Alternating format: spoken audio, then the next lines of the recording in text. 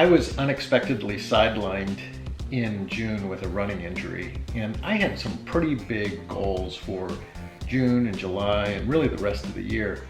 And whenever you get sidelined with something like that and your goals slowly disappear, drift off from you, negative voices start to pop up in your head. You're not capable of that. You were silly to think you could do that. And so how do you wrestle with those negative voices and come through that pain tunnel on the other side successful? It's a challenge. I'm very fortunate to belong to a great running community in Kansas City, and I reached out to several of my friends and just asked, how do you deal with these negative voices? And I was blown away by the responses. Some really great wisdom among that group. And out of that, the guide for how to master ultra couching was born. Hi, I'm Amie Vilt. I came up with the term ultra couching as a joke, and Todd ran with it, which I love. As ultra runners, I think one of the reasons that we like it is because we feel like we are in control of something. We can do something and achieve and feel like it was under our control. But really, it's not always under our control. There are external factors like weather and digestive problems that may affect us, and then we have to deal with it. And it's the same with injury. If we can learn to receive and to be flexible and adaptable and use that same mental resilience, we can recover from injury much better in our ultra couching. Out of the multitude of ideas that came in, they really fell into three buckets: things to think, things to believe, and then things to do. It's the old head, heart, hands model.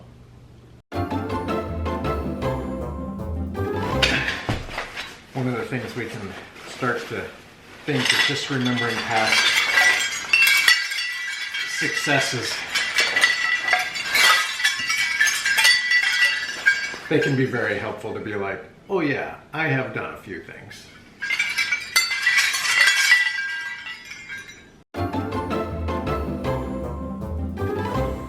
So coming out of Ozark Trail, I had hurt my ankle, and it left me in a boot for several weeks. When it first happened, I thought, I need the rest anyway, this is no big deal. But after a couple weeks, it really started to eat at me. My mental state started declining. I started getting kind of down. One night I sat down and opened up Trail Runner magazine and just happened upon this quote that really put me at peace.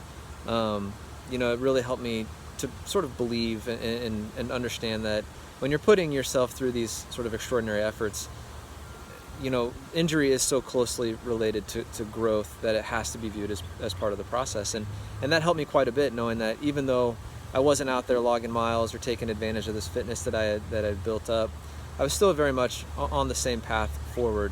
It just was a little different version of it.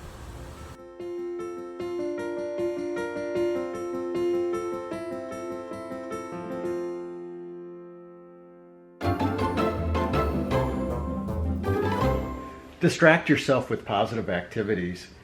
Doing this infographic on ultra couching was a fun activity for me to do because, let's face it, I had plenty of time on my hands.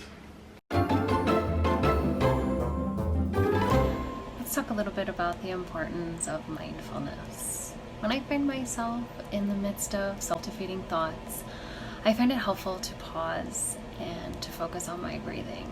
Directing my attention elsewhere, even if it's just for a short time, can provide the opportunity for a new perspective. I know it sounds simple, and it certainly can't fix life's problems, but it is a start, and it's a method to bring your focus elsewhere. There are a lot of techniques out there. The one that I like to do is to close my eyes, breathe in for a 6 count, hold for a 6 count, and then breathe out for a 6 count. Give it a try.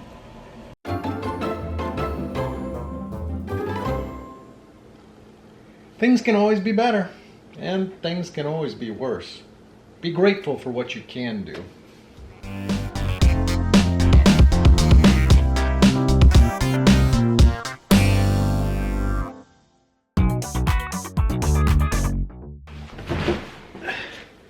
Friends and family are always more willing to help than you think they are.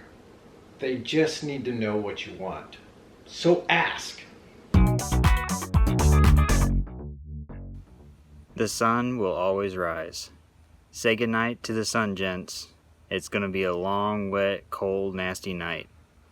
Our instructors in SEAL training would tell us as the sun went down. They were right. They told us to make us quit. But if you stayed and you didn't quit, in the morning you would see the sunrise. And that was the lesson that they were trying to teach us. But you had to learn it on your own. And you would always remember there will be long, cold, wet, painful nights, but the sun will come up and everything will be okay. You are not your feelings. Separate yourself from the feelings that they come and experience them as they come and go. A helpful analogy is to think about standing in a river and your feelings are the water coming at you. You can't control what hits you, but you can control whether you pull it up and let it linger or stand aside and let them flow.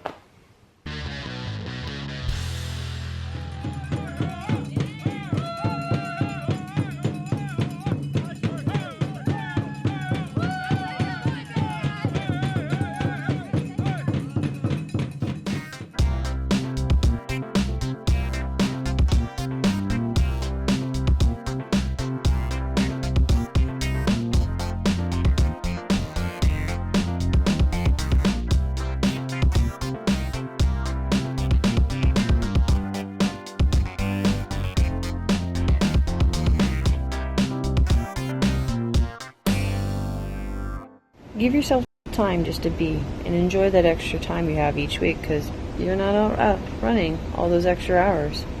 I did a lot of journaling just to get the bloss out, though I can't really read most of it anymore because of my handwriting.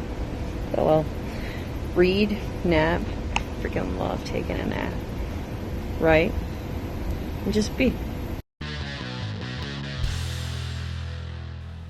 Build a team of professionals. I'm a big believer in coaches, doctors, chiropractors. These pros know what they're doing and can help a great deal.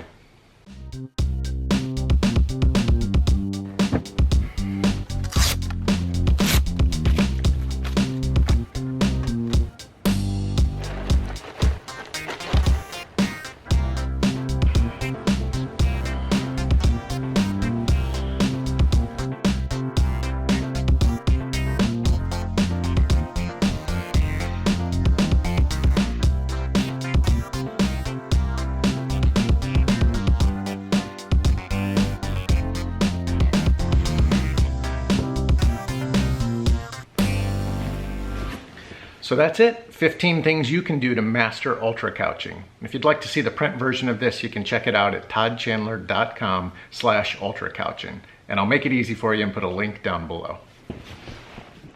And I reached out to a bunch of my friends and just asked how they deal with those negative voices.